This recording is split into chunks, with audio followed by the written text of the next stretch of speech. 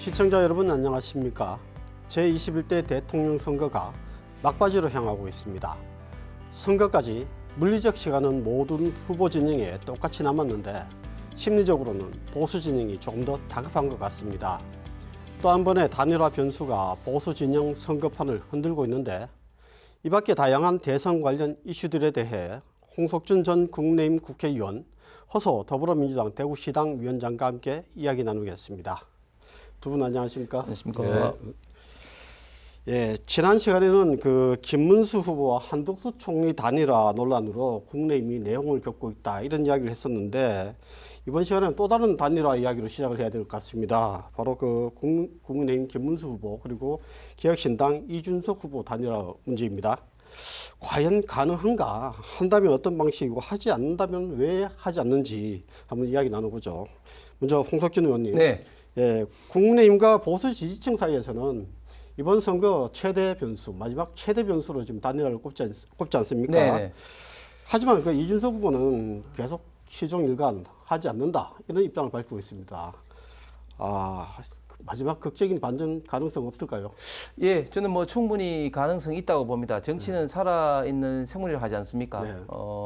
1차 단일화 시한은 이제 제외 국민투표 이전까지인데 지나갔고 2차 단일화 시한이 이제 투표 용지 인쇄인데 이제 5월 25일 인쇄 들어갔기 때문에 지나갔고 이제 마지막 데드라인 단일화 시한이 29일, 30일 사전투표 직전 28일까지인데 저는 현재까지는 이준석 후보가 단일화하지 않겠다고 이야기를 하고 있습니다. 기자회견도 했고 TV 토론에서도 그런 의견을 밝히고 있습니다만은 그럼에도 불구하고 저는 단일화의 가능성이 있다고 보는 게 이준석 후보 입장에서 본다면 완주했을 때의 이득과 그리고 단일화 했을 때의 이득을 뭐 고민을 많이 할 겁니다.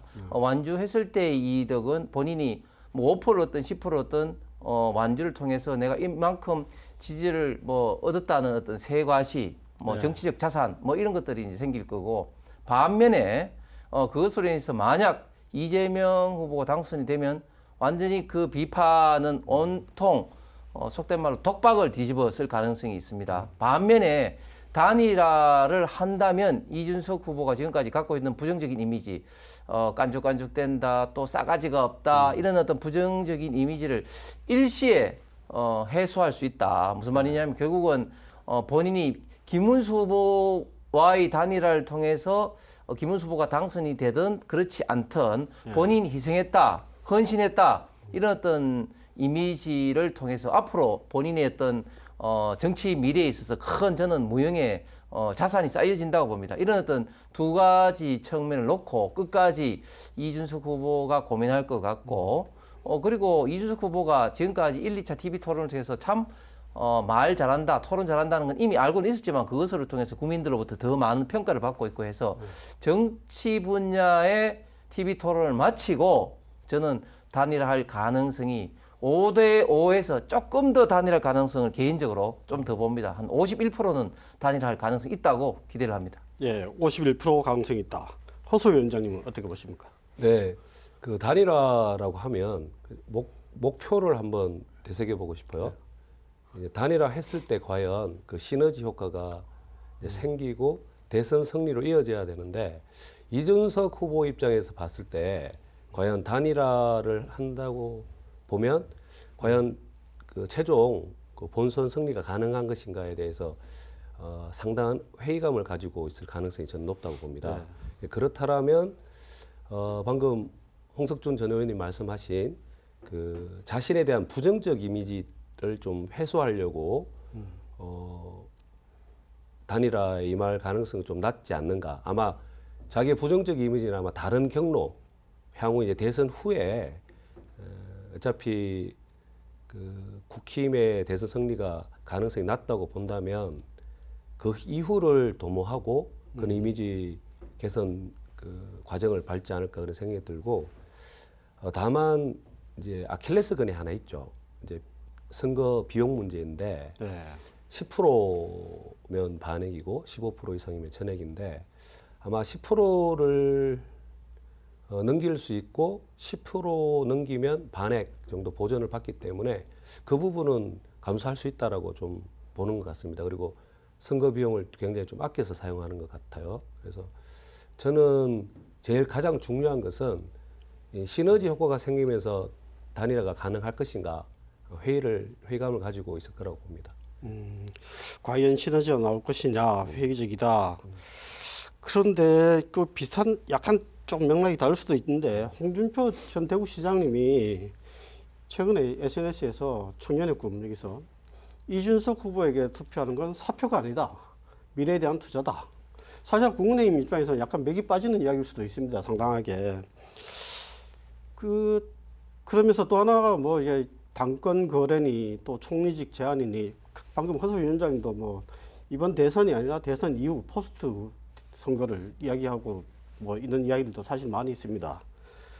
국민의힘에서는 사실 이 흘러나오는 이야기들 이렇게 다 종합적으로 맥락을 봤을 때 그럼에도 불구하고 완전히 극적 합의를 이룰 수 있는 뭐 반전 카드, 최종의 비장의 카드 뭐 혹시 이런 게 있을까요? 예, 일단 허서 위원장이 말씀하신 것처럼 이제 단일화의 일단은 전제 조건이 단일화 했을 때 이재명 후보를 이길 수 있느냐 이 문제 아니겠습니까? 그런데 얼마 전까지만 하더라도 그런 어떤 가능성이 굉장히 좀 낮다고 여론조사상으로 나왔죠. 그런데 최근의 여론조사상으로 본다면 이재명 후보는 점차 지금 이제 하락하고 있고 김문수 후보가 급하게 지금 상승하면서 이제 완연하게 이제 거의 모든 여론조사에서 한 자릿수로 나왔고, 심지어 어떤 여론조사에서는 뭐 3.2%까지 지금 압축되고 있습니다. 그리고 이것들은 제가 봤을 때 TV 토론, 2차 토론 이전에 또 여론조사이기 때문에 그 이후에 이제 여론조사가 오늘 오후부터 이제 나올 것 같은데 더 아마 좁혀질 것 같습니다. 그렇기 때문에 1차적인 요건, 즉 단일화했을 때 이재명 후보를 이길 수 있다는 것은 제가 봤을 때는 좀 이제 달성된 것 같고, 그럼에도 불구하고 뭐 이준석 후보는 여러 가지로 고민하고 있을 겁니다. 좀 전에 앵커께서 말씀하신 이준석 후보에 대한 어떤 투표는 사표가 아니라 미래에 대한 투자라는 홍준표 지금 전 시장에 대한 어떤 그 페이스북이 아니죠. 청년의 꿈에 대한 어떤 본인의 이제 멘트에 대해서 사실 당내에서 불불 끓고 있습니다. 이게 어떻게 당 대표를 2번씩이나 지내고 당 그 대선 후보를 또 2번 국회의원 5선이나 하신 분이 이렇게 할 수가 있느냐. 평소에는 뭐 서로 뭐 정치적인 어떤 노선이라든지 또 뭐 공천이라든지 이기 때문에 좀 뭐 다른 목소리를 낼 수 있다 하더라도 이렇게 중요한 대선에서는 당의 후보가 이렇게 죽기 살기로 뛰고 있고 또 이재명 후보가 된다면 좌파 독재 포퓰리즘 정부가 탄생이 돼서 우리 대한민국의 미래가 정말 걱정되는 이런 어떤 절체절명의 시기에 어떻게 다른 당의 후보, 즉 이준석 후보에 대해서 저렇게 이제 평가를 할 수 있는지 당에서는 어쨌든 불불 끓고 있는데, 그럼에도 불구하고 지금 이준석 후보 같은 경우는 제가 볼 때는 일단 아까 말씀드린 것처럼 이재명 후보가 됐을 때 본인이 속된 말로 독박을 뒤집어서는 이런 어떤 문제점에 대해서 심각하게 고민을 하고 있고, 또 이준석 후보가 지금 이제 갓 40이 되었습니다. 그렇기 때문에 앞으로 정치의 어떤 인생이 긴 입장에서는 과연 본인이 어떤 판단을 통해서 본인의 어떤 정치적 미래를 개척할 것인가, 이런 어떤 문제 때문에 저는 끝까지 다닐 가능성이 열려 있다고 봅니다. 예. 초기에는 사실 뭐 단일화를 하더라도 그 이재명 후보를 이길 수 없는 아주 큰 격차를 벌이다가 지금 좀 좁혀졌다 이렇게 그런 여론조사도 말씀하셨는데, 그럼에도 불구하고 사실 단일화 된다 하더라도 이준석 후보 지지표가 모두 김문수 후보에게 가지 않을 것이다 이런 이야기도 사실 많이 있습니다. 그렇습니다. 예, 이 부분에서는 허소 위원장님 말씀 먼저 한번 들어보시죠. 예. 예. 전부 다 가지는 당연히 않고, 근데 더 그게 이제 현상이 더 심화될 이유가 뭐냐면 일단 계엄 문제에 대해서 예. 이준석 후보는 뭐 소극적이지만 계엄과 또 탄핵을 찬성했던 입장을 가지고 왔는데 계엄을 옹호하고 또 탄핵 반대를 강하게 주장하고 있고, 지금도 이제 윤석열 전 대통령하고 국민의힘이 이제 단절을 못 하고 있지 않습니까? 그 상황에서 지금 이준석을 지지하는 이제 지지층들의 또 상당수는 계엄만큼은 아니다라는 생각을 또 가지고 있는 지지층이 있단 말이죠. 그래서 저는 이탈폭이 굉장히 상당할 거다라고 이제 예측을 하고 있고, 또 실제 여러 여론조사 결과를 좀 세부적으로 보면 상당히 이탈표가 있다는 확인이 됩니다. 그리고 단일화해서 이길 가능성 이제 얼마 전 한국갤럽 조사에서 이제 뭐 그런 지금 방금 홍석준 전 의원께서 말씀하신 네. 이제 이 김문수 김문수 후보가 상당히 따라붙는 그런 결과가 나왔는데 그 조사는 사실은 보통 우리가 1,000명 조사를 하면 보통 스스로 보수라고 하시는 분들이 한 270, 80명 이렇게 잡히는 게 통상적인 비율이었는데 네. 350인가 이렇게 잡혔어요. 350명. 그래서 제가 이번에 몇 개 조사를 보니까 일단은 지금 계속 이제 밀리고 하다가 약간 마지막 어떤 국민의힘이 마지막 어떤 시도를 했을 때 이 부분에 대해서 이제 거의 자포자기하고 있던 이제 보수층 일부가 좀 여론조사에 좀 적극 응답하는 거, 그러니까 응답을 많이 하는 거하고 실제 이제 지지율, 득표율이 올라가는 거는 좀 다른 문제이기 때문에 좀 그렇게 봐야 되고 KBS 한국 리서치 조사를 보면 여전히 그 격차는 유지되고 있고 저는 이제 중도층, 무당층, 부동층의 그 득표율, 지지율 추이를 보는데 큰 변동이 뭐 사실 어떤 판을 엎을 정도의 그 추이 변화라든지 또 격차가 좁혀진 이런 현상이 안 보이기 때문에 본선에서는 뭐 아직은 우리가 좀 확고하게 리드를 하고 있다고 봅니다. 예. 물론 이제 보수 세력들이 보수 지지층이 많이 그동안 이제 분산 내지는 뭐 적극적인 의사 표명을 하지 않다가 지금 결집되고 있는 양상 분명히 나타나고 있는 것 같아요. 예. 그러나 또 이제 숫자 외에도 어떤 컨벤션 효과라든지 뭐 다른 단일화 했을 때 부가적인 또 다른 효과도 있을 것 같은데 그 부분도 한번 홍 의원님 한번 말씀해 주시죠. 예, 그렇습니다. 단일화 했을 때 과연 지금 현재 이준석 후보의 지지층이 어떻게 될 것인가 사실 참 가늠하기가 어렵죠. 그럼에도 불구하고 예를 들면 이준석 후보의 지지율을 뭐 10%로 가정을 한다면 그 중에 뭐 절반 이상은 올 가능성이 많다. 그렇다고 해서 나머지 절반이 예를 들면 지금 이재명 후보로 당느냐 그건 또 전혀 다른 또 문제거든요. 그렇기 때문에 단일화는 분명히 효과가 있고 앵커께서 말씀하신 것처럼 그리고 지금 현재 10% 말고도 단일화 했을 때 이제 김문수 후보가 이기겠구나 하는 어떤 확신이 들어서 오히려 부가적인 플러스 알파 효과도 저는 충분히 나타날 가능성이 있다고 봅니다. 지금 민주당에서도 굉장히 지금 당황하기 때문에 지금 공식적으로 박찬대 원내대표라든지 이런 사람들이 민주당은 이제 패널들에게 이렇게 자료를 계속해서 공유를 하고 있는 단톡방을 몇 개를 운영하고 있는데 며칠 전에는 이제 압승한다, 뭐 예상 득표를 많이 앞서고 있다 이런 것을 절대 방송에서 언급하지 말라는 어떤 특별한 어떤 지시까지 있었고 심지어 박지원 의원 같은 경우는 결국은 뭐 5% 인해서 뭐 결판 날 거다 뭐 이런 식으로 어쨌든 민주당에서도 많이 좁혀오고 있다는 이런 어떤 생각, 긴장감을 갖고 있는데 저는 실질적으로는 그보다 훨씬 지금 좁혀져 있다고 봅니다. 왜냐하면 좀 전에 우리 허서 위원장이 뭐 가표지 말씀하셨는데 원래 우리나라 국민들의 전체 정치 스펙트럼에서 보면은 좌파 진보보다는 우파 보수가 원래 인구가 더 많았는데 그동안 이제 탄핵과 이런 어떤 계엄 이슈 때문에 굉장히 좀 샤이 보수화된 층들이 굉장히 많았고 그런 분들이 여론조사에 응하지 않았거든요. 이제 좀 일부에서 응하고 있다. 그렇게 이제 보여지기 때문에 앞으로는 더 오를 가능성이 저는 많다고 보고 그리고 이준석 후보와의 어떤 그런 어떤 뭐랄까 단일화의 어떤 기본적인 어떤 강이라고 할 수 있는 지금 비상계엄과 탄핵에 대해서 이미 국민의힘의 공식적인 입장이나 김문수 후보가 이 비상계엄에 대해서는 분명히 이거는 잘못됐다. 뭐 이런 어떤 인식을 공식적으로 밝혔죠. 즉, 윤석열 대통령이 비록 민주당이 탄핵 폭주, 예산 폭주 그리고 입법 폭주를 통해서 굉장히 이제 그 전국을 정쟁으로 몰아갔고 이것이 국가 원수로서의 정상적인 어떤 행정 업무 수행을 하기 힘든 상황은 맞지만 그럼에도 불구하고 비상계엄까지 발동한 것은 잘못됐다고 이미 공식적으로 이제 밝힌 이런 상황이기 때문에 그것 때문에 이준석 후보가 김문수 후보와 단일화를 못할 가능성은 없다 그렇게 생각합니다.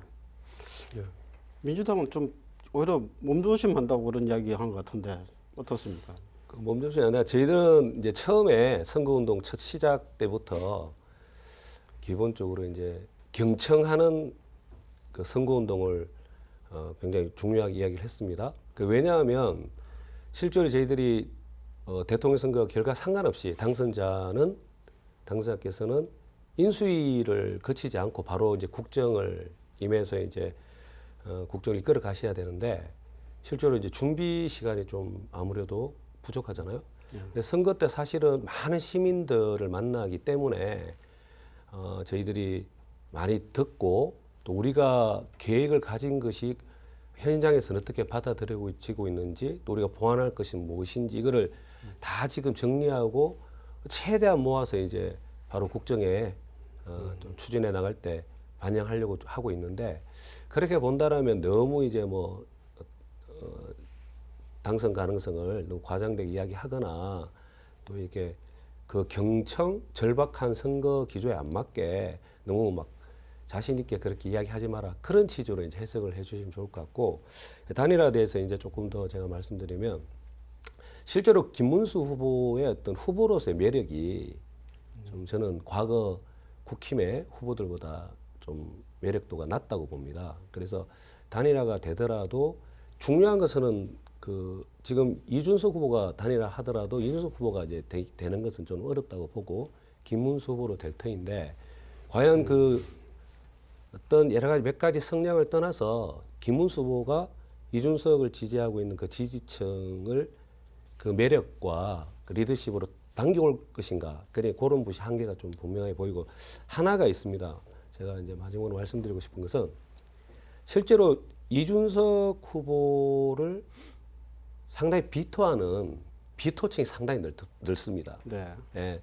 그래서 이제 그 지난번 대선 때 그 이준석 후보가 이제 뭐 나중에는 자기가 양두구육이라고 자백을 하고 했는데 이준석 후보가 윤석열 후보를 좀 돕다가 다시 물러났다가 다시 이제 뭐 지지를 좀 강하게 하면서 들어왔을 때 그때 초박빙으로 가면서 그 이준석이 참여하는 그 새 정부에 대한 반감 네, 그래서 상당히 그 우리 지지층 내지는 이준석 그 지지층들이 상당히 또 반대로 결집을 했어요.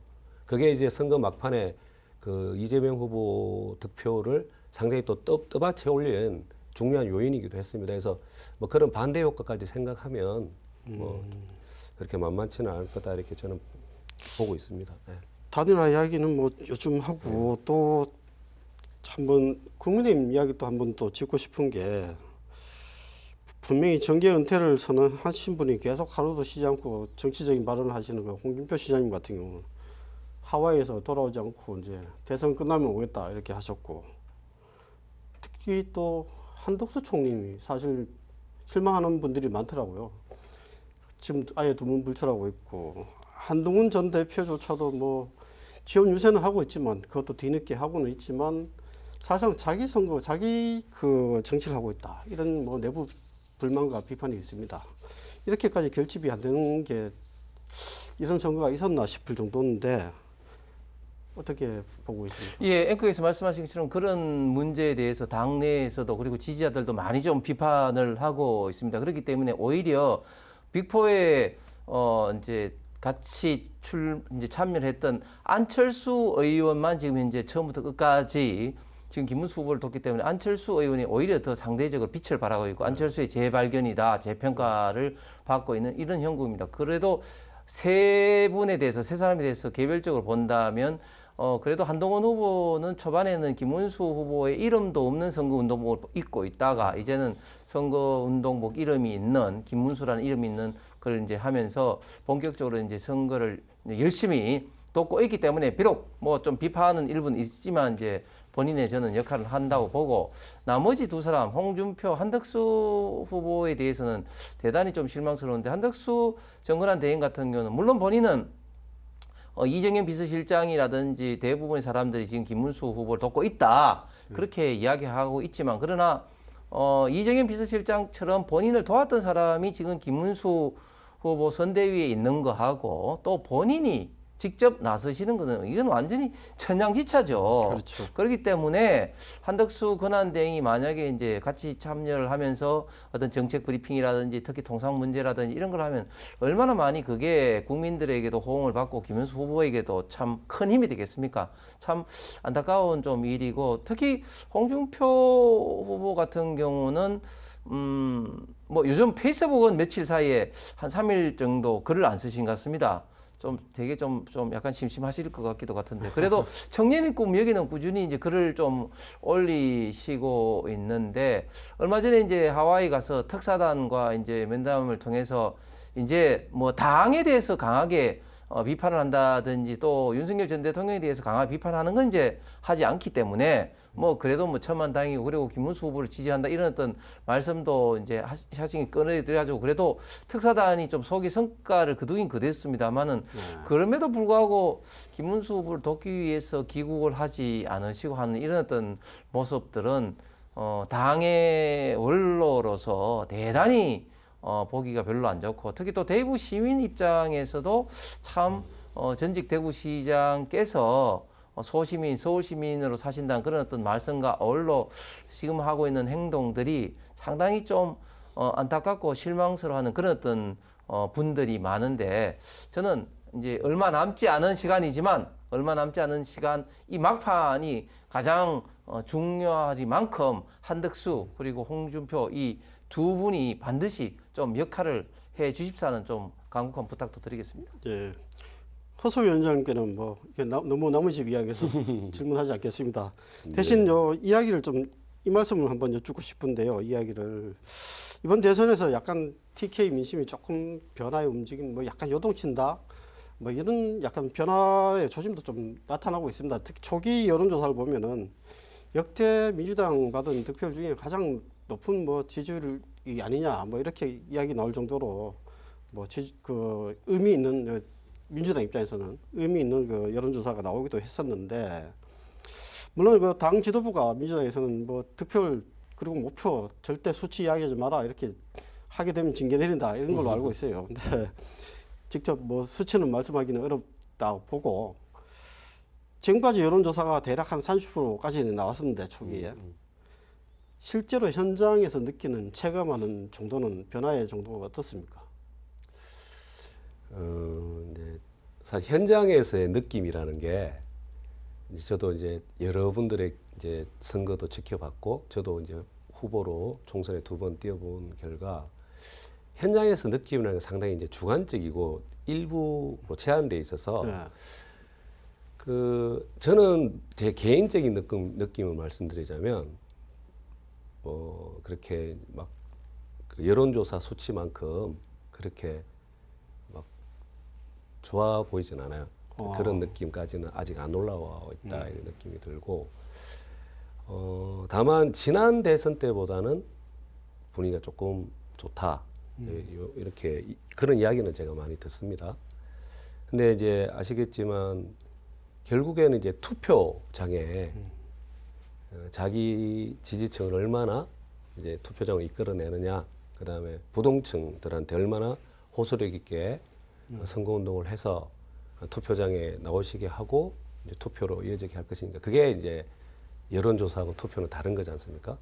그래서 그렇게 봤을 때 우선 조금 안타까운 것은 이번 대선이 과거 대선보다는 조금 투표율이 조금 낮아지지 않을까라는 좀 아쉬움 같은 게 좀 있는데 왜냐하면 일단 두 가지 이유인데요. 하나는 사전 투표가 토요일을 끼고 있지 않고 목요일, 금요일이고 또 6시까지예요. 오후 6시. 그래서 사전 투표 참여가 조금 다소 좀 떨어지면 어떻게 할까 이런 좀 약간 걱정이 있고 그래서 저희 당은 지금 사전 투표에 국민들이 좀 많이 투표에 참여하셔서 좀 투표율을 올리는 것이 그 누구를 선택하느냐를 떠나서 이 나라의 대선이 좀 더 많은 국민들이 좀 참여하셔서 투표하시면 좋겠다 이런 생각을 하고 또 두 번째 말씀드리는 거는 지금 어쨌든 사실 계엄이라는 그 일이 사태가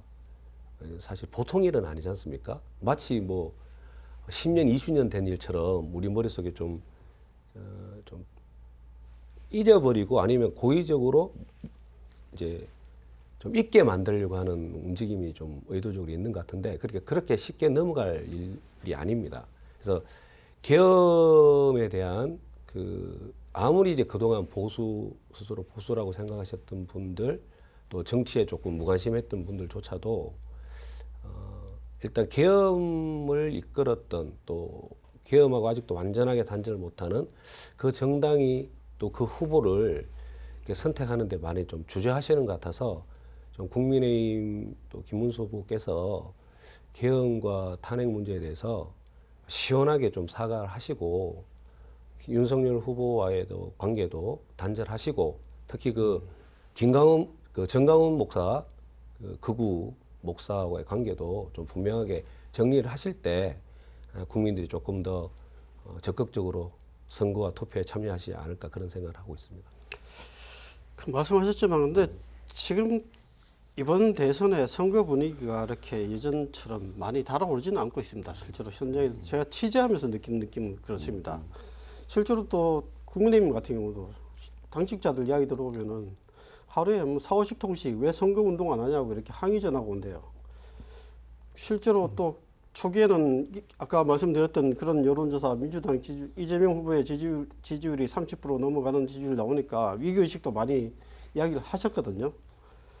낙동강 벨트가 위험하다 이런 말까지 나오고 있었는데 물론 요즘은 약간 변화는 좀 있는 것 같습니다만은 최근 이런 흐름에 대해서는 어떻게 보십니까? 예, 뭐 처음에 시작할 때 당연히 탄핵으로 인한 조기 대선이었기 때문에 불리한 그런 플레이그라운드가 펼쳐졌죠. 그렇고 또 가장 사실은 이제 기대했던 게 저희 당 같은 경우는 경선을 통한 컨벤션 효과를 기대했었는데 그것도 최종적으로 좀 단일화 과정에서의 좀 잡음 이런 것 때문에 첫 출발이 굉장히 좀 뒤처졌죠. 특히 이재명 후보 같은 경우는 이번에 이제 대선이 3번째고 그리고 민주당에서 당대표도 오랫동안 하면서 이재명이라는 사람은 곧 대선 주자다 하는 그런 인식을 특정 진영을 넘어서 전 국민에게 각인이 됐는데 김문수 후보라는 존재는 보면은 이제 대선 후보로서 알려진 게 사실 얼마 되지 않았습니다. 특히 김문수 후보 같은 경우는 세대별로 굉장히 좀 드라마틱한 삶을 살았지 않습니까? 20대, 30대에는 학생운동과 노동운동으로, 40대, 50대에는 국회의원과 그리고 경기지사로 이렇게 있다가 60대에는 아스팔트에서 이제 보내면서 사실은 김문수라는 어떤 정치인 존재를 사실은 많은 국민들이 좀 잊어버리고 있었습니다. 그러다 보니까 당연히 이제 지지율 격차가 좀 심하게 좀 났었고 그러다 보니까 우파 보수 진영에서의 일부 자포자기한 어떤 그런 거 있고 그런 것들이 국민이나 당원뿐만 아니라 심지어 국회의원 내지는 당직자에게까지도 그런 어떤 영향이 있었기 때문에 초기에 선거 운동을 왜 하지 않느냐 하는 그런 어떤 비판도 굉장히 많이 받았습니다. 저 같은 경우도 예를 들면 방송이라든지 유튜브를 하고 있는데 제가 아직까지 달서가위 국회의원인 줄 알고 왜 거기에 현수막 없냐고 막 댓글에 막 굉장히 많이 있는 거예요. 그런 어떤 건데 지금은 이제 확실히 지금 분위기를 좀 바뀌고 있다. 저는 이재명 후보와 김문수 후보의 어떤 개인적인 어떤 삶의 어떤 차이, 저는 이제 파파미남, 파도 미담만 나오는 김문수 후보가 이제 국민들에게 제대로 지금 현재 어필되고 지금 평가를 받고 있다고 봅니다. 조금 전에 허서 위원장이 말씀하신 그런 문제는 이미 지금 비상계엄에 대해서는 완벽하게 국민의힘이나 김문수 후보가 이건 잘못됐다 사죄를 이제 했었고 그리고 윤석열 대통령도 이미 이제 탈당한 상황이 아니습니까? 그리고 지난 2차 토론 때도 나왔지만 정강훈 목사와의 관계에 대해서는 정강훈 목사가 몸을 담고 있는 자유통일당에 한때 김문수 후보가 있었지만 그러나 지금은 거기서 탈당을 해서 국민의힘 후보로서 지금 대선 주자로 나왔기 때문에 그게 무슨 관계냐 이런 게 개인적인 친소 관계가 있을지는 모르겠습니다만 그게 정치적으로 해석될 여지는 오히려 없고 오히려